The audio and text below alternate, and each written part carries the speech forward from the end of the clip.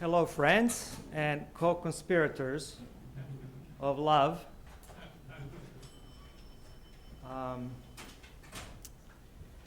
Thank you, Harvard Chaplains and Harvard Interfaith Collaborative partners for convening us so we can speak up and say what we have been carrying inside for 10 years. I want to talk about not 9/11 so much or post 9/11, but post 9/11. The latest magazine, Time magazine cover article was Beyond 9/11. We've come to a place where there's some kind of a step over a certain threshold needs to be made. So I would like today to share my experience and then talk about post 9/11. The first time our church community from the Upper East Side of Manhattan gathered together, we were dumbfounded. There was dust all over and there was a scent of burning flesh in the air. And I was asking a question, we were all asking a question, what happened to us? What did just happen?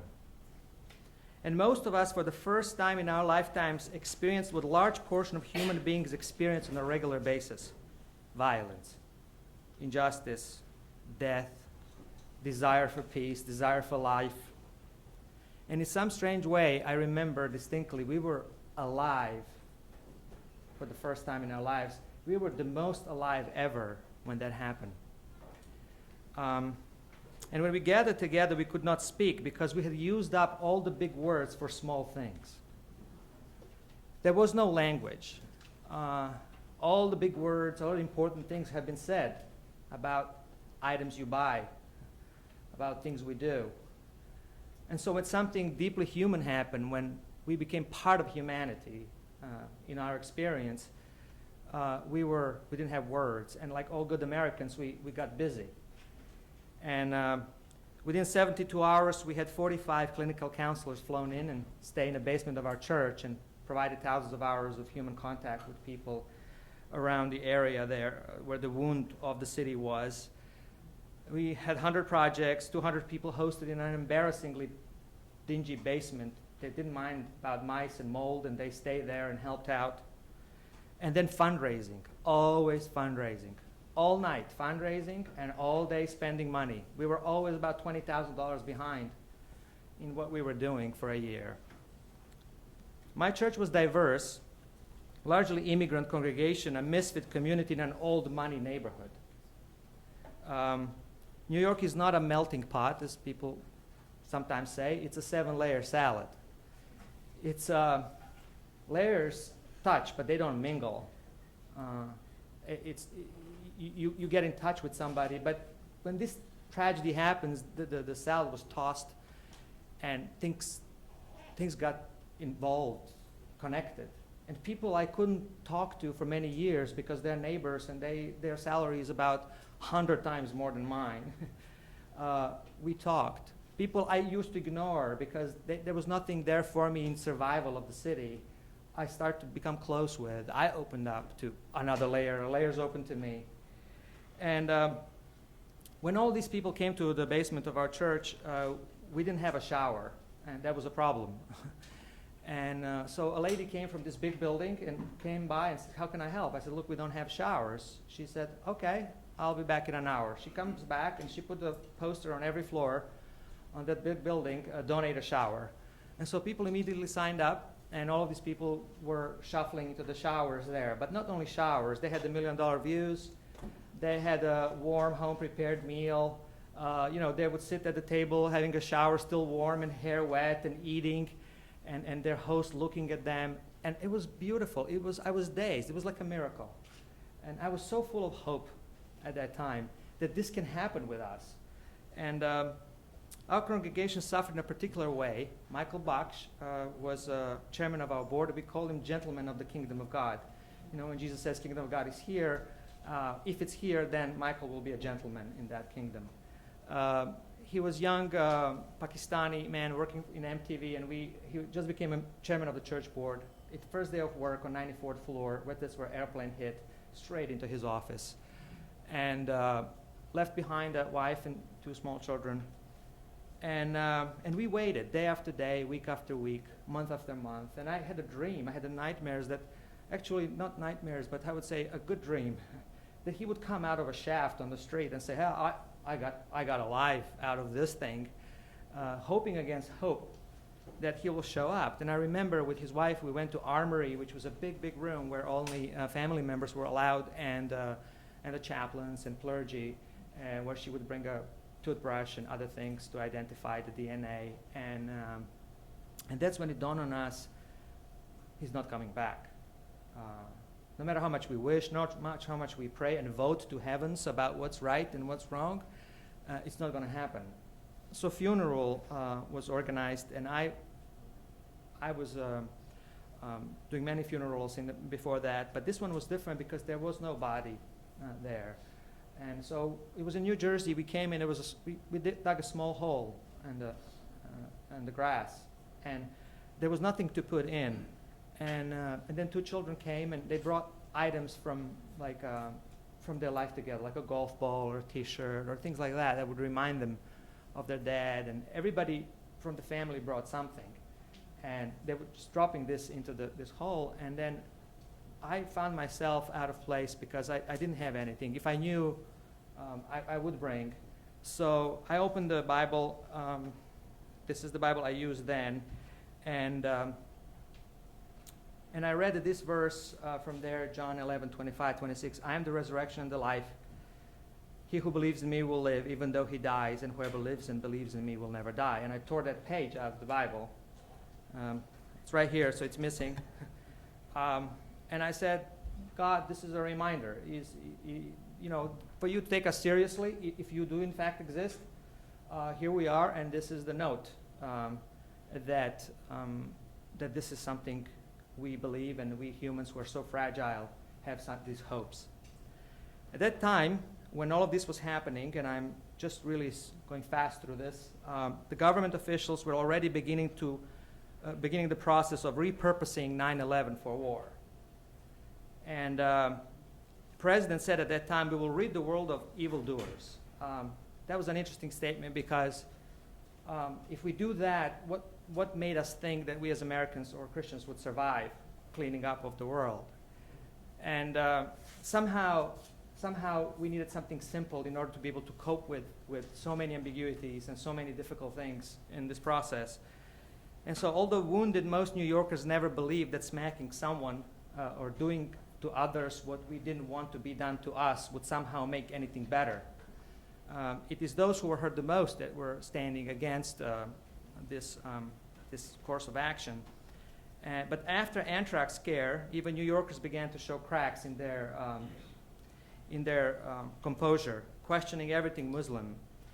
And those of us who didn't want to submit to the reign of fear were questioned about our loyalty to America, to Christianity, to reason, to justice, to New York City. But instead of helping us imagine a life together, to process our fears, government and media began beating the war drums. Many times I heard if Muslims don't like it here, they can go, and there's a motion over there. And why over there? Because over there you're out of sight, and you are then fair target there for our army. So we want to make things bearable for us.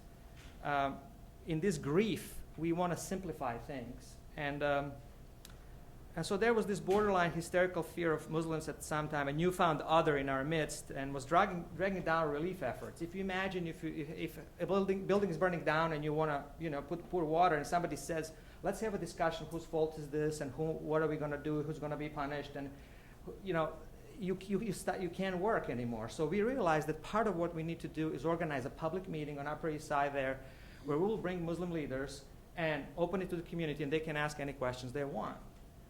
And I thought that would be a great idea.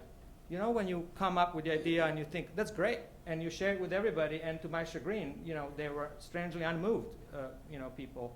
And so I discovered that for some American, I was one of those people. First time I learned, somebody reminded me of my name. My name is Samir, which means a talker in Arabic. And So he said, what's your name? And the person who asked me the name or knew my name, and they asked me my name anyway. It's kind of like a bit humiliating that somebody asks you, so what is your name? And then he said, you know that one person who smacked the, who ran the airplane into the North Tower his name was Samir. I said, oh, I didn't know that. So? And so what do? So I thought, I knew, I'm going to call my Balkan friends. So I called Croatia, and you know what happened in Croatia? And so I called my family and get some of that wisdom there. And my sister was first one to answer, and here's what first she said: you guys had a vacation from reality, welcome back. And my dad said, cancel the event and shut up. That's what you need to do. They both argued that Americans need to be sad, simply sad, simply grieve, but they don't know how, so they'll turn their grief into revenge. And I pleaded, I said, no, I want to speak up about Islam, because the best thing about Muslims is Islam. Islam I grew up with in Balkans was very pacifist, radically pacifist, in fact. I was taught growing up that I cannot take anybody's life simply because I cannot create life, even in terms of justice, even in terms of revenge. Under any circumstances, I can take other person's life, because I'm not God that can create it. Therefore, it would be a blasphemy to take other person's life, putting yourself in a place of God, which is the greatest sin you can imagine in Islam. So that's what I know about Islam, and that's how I lived, and that's people I know. And so I want to speak about that. My dad said, forget Islam. People around you need a target, and those who make bridges look like those on the other side. So if you want to get involved in bridge making, you are perceived to be on the other side from both sides. And when they need a target, they will find one. And I remember I put down the phone, and that was the first time I started sobbing since the whole thing happened. Because I realized there is no difference. America is not special. It's like my country. It's like Balkans. It's the same thing. Same humanity, same problems, same drumming of things, same reaching out for solutions in the same way. And but the louder the voices of fear God, the more I was convinced that indeed I need to do this event. So we did it, and the church was filled, and people came and they spoke, and wisdom, and people were sad and angry and forgiving, and all kinds of things happened, and we were better for it. And at least for one evening, we realized we were humans first and followers of our religions and ideologies second, and that order of allegiance actually serves our religions and ideologies and worldviews better if we are humans first. And so one day, staring at this debris there, I made a commitment in my life. I'm going to risk more and sooner. So my life changed since. It defined my ministry, defined who I am, defined my path of my family, defined my position in organized religion, my Christian faith, my theology. I started reading Diane X suddenly, and many others. And I found wonderful people like Greg Epstein, who kind of opened a whole new world for me with a coherence and impact that humanists and atheists can have in our society. All of these things opened and changed everything. But that was then. But we live now. We live 10 years later. It is now. 10 years. When I was invited here to speak about this, I said, sure. It was easy to tell the story, but what to make out of it right now? So I feel exhilarated. Of course I was. People from Harvard invited me to speak. Great. I can boast to all of my family and friends. Who knows what they imagine? I'm speaking to 10,000 people there. But I would start to put thoughts on the paper, and I stare at the wall. You know when you stare at the wall and you have such a big to-do list that you feel like nothing you do on a to-do list will move you anywhere anyway.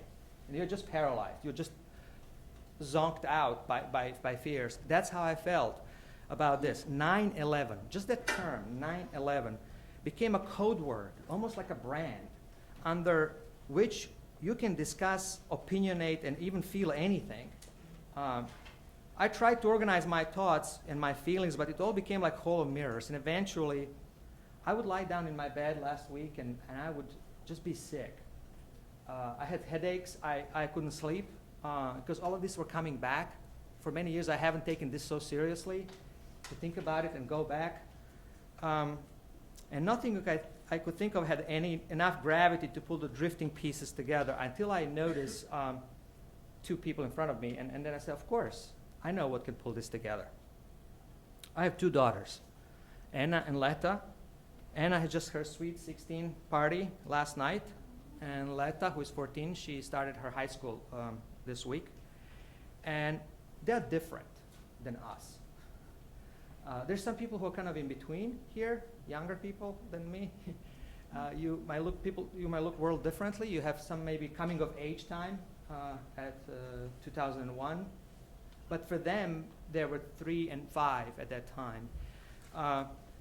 The younger one asked me the other day, she talked to me on a cell phone, and I said, why don't you, I can't hear you, why don't you call me from the landline? She says, what's landline?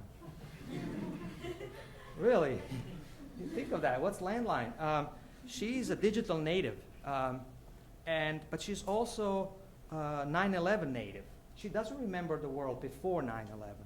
The only thing to remember in the school and on the TV is keep on talking about these things. They don't have a point of reference there. They're not constantly comparing. They're not coming from one world and trying to adjust in the other. They are just in this world. So they're different. They see this differently. When I showed them for the first time Inconvenient Truth movie, they were quiet after the movie. And I put them to bed, I tucked them in and put them to the room, and they're looking at me like that. And I said, so what? And the younger one said, gazing into my face and said, what have you done?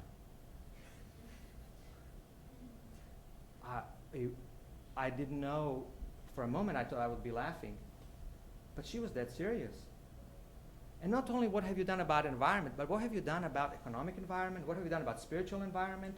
What was going on? What are you giving us? And suddenly I was on the screen there, this is my world I'm leaving to them. And I just stood there, and you stood there.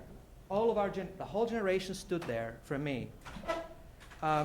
So right now, the way I'm looking to this world that is before us is with 2 empty chairs, one for my daughter and one for the daughter of my enemies. And they need to be there for every decision, for every scripture interpretation. I need to consult with my daughter, and I need to consult with the daughter of my enemies. How will my interpretation affect their lives? And what will I read? What will I understand? What will I vote on? And so there are 2 people looking at us. So what should we do for them? How to build this post 9/11 world? So first thing I thought was we'd rethink how we hold our identity. Before 9/11, the world was large enough to allow us to maintain our illusions of being separate from one another. But for my daughters, that was never the case. They don't see the other over there. The other is over here, in their classroom, in place where they are, very close. For us, the world was shrunk, and we have to relearn how to live. But for my daughters, they know how to live here. They have far more empathy toward the world than fear. It is my generation that is full of fear and knowing, and how do we deal with all of these contradictions? But for her, some of the contradictions I see are not there, simply not there. They're already over a certain threshold with their experience. I like to go around and talk about these interreligious, interfaith things. And here's my little sermon, little speech that I have. And I passionately talk like an evangelical pastor at times. So, we are coming to terms that our faith or our worldview is never merely ours. We are discovering that reality is relational. And now the other is part of our very own life to bless us, challenge us, to help us understand ourselves. Without the other in our life, we cannot even understand ourselves any longer. You know what my daughters say to this? Duh. Like, I think that's something. For them, it's like, yeah, of course. Do you have anything else? They want to move on. They want to build new stories, a new history. They don't want to keep on retelling things. And I tell you, I'm thinking of what I've seen as my identity in the past as a Christian, or identity, or what it means to be a strong person or a strong group or a strong city. In the past, strong city was cities with big walls, right? Big walls and big protection and isolated places, and perhaps a ditch with the water or something like that. But strong city today is a city that has the most highways, bridges, Wi-Fi's, and connections. It is possible to have a strong identity that is made through links instead of through boundaries that are obstacles. Links are boundaries too. Links are also identity boundary. A window is a boundary, as is wall.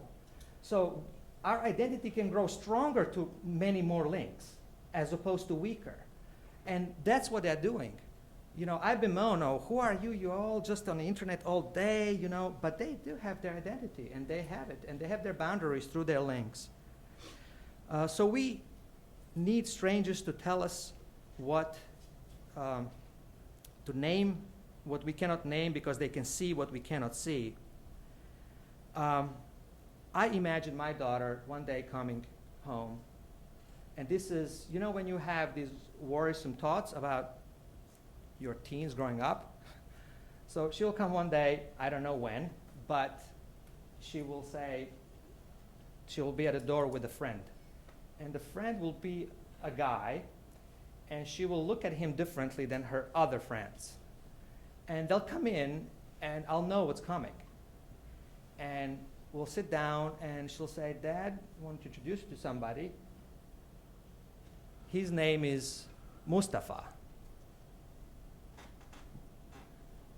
And I'll say, let's have a seat.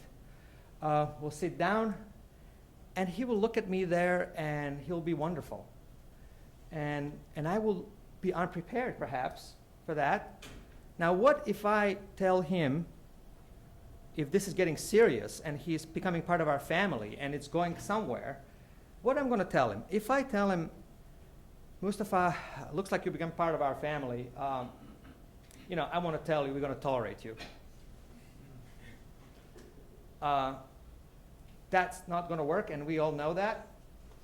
What if I tell him, Mustafa, we're going to appreciate you in this family? A little better. Just a little better. What if I tell him, Mustafa, that's the in word now with the interfaith crowd. What are we going to engage you? Well, we're going to have an engagement. He might misinterpret that I'm engaged with your daughter. What he needs to hear, and what I think Muslims need to hear in our country, we need you. We really will be better family because of you. And we will be better country because of you. And you're a host with us. You're part of this family. We will tolerate, appreciate, and engage others outside of this family, but you are becoming part of this family, and we need you. To be in need is a deeply religious experience, and it's very Abrahamic experience of Abrahamic faith, to be in need. And I can go, I have a whole long talk about why Christian needs to be in need of others, and why we need to learn to receive, because always giving and loving others is an imperial privilege. Because when you're loving and blessing, you're always in charge, and Christians are always asked to love, love, and give, and give, and give, and they're perceived as unloving because we don't know how to need and receive. And it is in receiving that we give. So that's the first thing, rethink our identity, and then rethink how we hold our hurts. I remember the first anniversary of 9/11. My daughters were then 4 and 6, and I pull out my sermon from there, and it's all about liminal space. It's all about standing there in the space in between, in a sacred space. Holy aimlessness. Let's not close this wound too soon, but grow through it. I talked about luminous language of darkness, and I quoted Hafiz, don't surrender your loneliness so quickly, let it cut more deeply.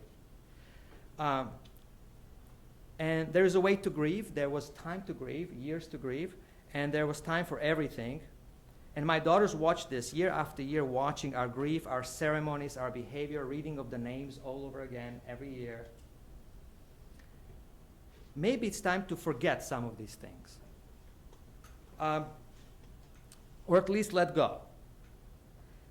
This is not only a 10th anniversary of our loss and our grief, but also a 10th year of using 9/11 for way more and way different than loss and grief. So how about letting go? I can tell you that New Yorkers are quite tired of 9/11. More and more articles are showing up and saying, what do we do with it now? Can we sustain this kind of relationship with this experience for a long period of time? It has been 10 years from now. And families of those who perish on that day are tired. They have lost somebody. And they see their loss being used for all kinds of things going on around this loss of life. I see in people's eyes wherever I travel. Now, letting go of what? So for starters, most obviously, how about giving up on 9/11 as an explanation of otherwise inexplicable wars? That's a simple thing. Let's give up, let's let go of 9/11 or explaining any wars, especially inexplicable ones. That's something we can agree on. Or giving up on asking for many more lives because of 9/11 and not counting those as 9. Why don't we read the names of people who in the name of 9/11, many, many more people in different nations have given lives to this that do not have these ceremonies. How about letting go of using 9/11 for political purposes, for economic purposes, and for religious purposes? How about leaving the dead in peace and take a good look of ourselves and our future in the world? I remember we had so many pictures and flowers and all kinds of things all over the city. And we were grieving, and that was loss, and that was it. But using all of that in order to accomplish any other purposes, families are raising their voice about that.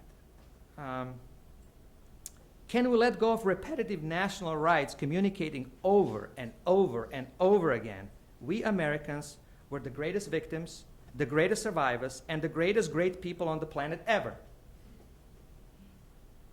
Even the president this last Thursday could not but finish his speech with, America is the greatest country on earth.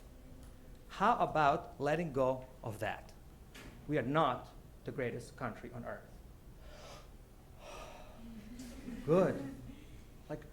Sometimes I have Christian audiences, and I ask them, let us all say, it takes a long time to come to that place, we are not in charge of God. And then I say, and then we all say, we are not in charge of God. And it's like, and there's these empty spaces now created where so many good things can happen. Okay, America is not the best country on earth. It's a cathartic experience. My daughters know about their religion, Christianity. They know that there are mysteries in life and that there are communities, teachings, and practices around these mysteries called religions. Religions are mystery management systems or God management systems, and Christianity is a shell that holds inside a pearl. But Christianity is not it. It is not it. It's not the kingdom of God that Jesus talked about. There's difference between the kingdom of God and Christian faith. They also know about America. They pray, God bless America, but what they means God bless the world. America is not it. For my daughters, world is horizontal and beautifully so. Effortlessly so, wonderfully so. Just because it's horizontal doesn't mean that there is no glory. Glory doesn't exist only in hierarchy. Beauty, it's not always one above the other and involves competition and comparison. It is, I'm not so effortless about it like they are. That's what I'm saying. I don't know about you, but I'm still like in the old paradigm there. Interfaith movement has come of age, and we now have delight of uncertainty and ecstasy of incompleteness. And what happens when you do that with your faith and with your country, you start loving your faith and your country for what it is, not just because it's on top of the world. I love my wife not just because she's not the most beautiful woman in the world, but she is at the same time. You know what I mean? She is. I have absolute commitment, and nobody compares to her. But I know that she is not it for the whole world. And so I can keep this complete commitment. If I would only love her because she's on top of the world, then I would not love her. And the same is with our religion and our country. So third thing, first we rethink how we hold our identity, and rethink how we hold our hurts, and then rethink how we hold our religion. I have been a part of, for 10 years, of thinking about fundamentalism and thinking about this religious zealotry. And I realize we cannot fight it with indifference. A lot of people have probably written about that, but it's so obvious once you start thinking about it. Because extremists, they feed on prejudice and legislate exclusion and resort to violence, and they're passionate. And they cannot be possibly prevailed by telling them to cool down. They won't cool down. It's that we are not hot enough. That's the problem. It is that flames of passion larger than theirs need to arise. And I think we need to be more religious and radicalize our positions instead of playing them down. Because our imagination has been colonized, and religion is here to rightfully take back its ability and its duty to reimagine. We really don't have a view of the world behind Homo economicus at this point. And I think religions are there assigned with a duty to paint the world, to paint a dream of what the world can be, so that people can have somewhere to go. And of all people, religious people sometimes are the happiest. I mean, people who have their worldview discussed and lived out and practiced, and they're with each other, and it's this cross-pollination going on. And I love this quote of Rumi that really helped me after the September 11, that basically says, imagine. So he says, come, come, we are not a caravan of despair. We are not a caravan of despair. So can Christianity have a better, we said that Christianity often, in evangelical will say we have a good news. Can the good news be better? I think it can. And it can better because God is outside of its boundaries. And two examples I often give to my group of people, and maybe this reimagination of our own traditions can take place in every story, in every tradition. We can have a better stories and bigger stories and simpler stories.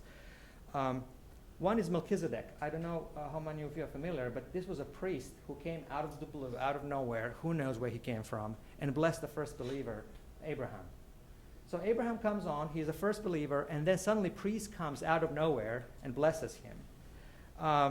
That's the other that comes and validates who we are. And then the wise men, they come, and they are those who have been first funders of Christianity. And sometimes I go in a Christian congregation and I say, if you ever meet a pagan, stop them on the street, shake their hands, and say thank you for your support. Because they have come and they have done for us what we couldn't have done for ourselves. How much time do I have? Your time. Okay. Okay, this is the ending. This is the third point ending. Okay, thanks. So religion matters. That's what I want to say, that religion matters. And you are here because you believe that. And it can change so many things and affect so many things. It can be translated in so many problems we have right now with exclusion of bankers and businessmen and who knows who is next other in the world. And religions have experience of dealing with these things and help us live independently. So I just want to finish with a quote from the Ravensbrück concentration camp. Somebody found this on a piece of wrapping paper. I don't know if this is a story or it's really happened, but here's what it says. This was a person who has been taken to the camp and was found in their jacket. Lord, remember not only the men and women of goodwill, but also those of ill will. But do not remember all the suffering they have inflicted upon us. Remember rather the fruits we brought thanks to this suffering, our comradeship, our loyalty, our humility, the courage, the generosity, the greatness of heart that has grown out of this. And when they come to judgment, let all the fruits we have borne their forgiveness.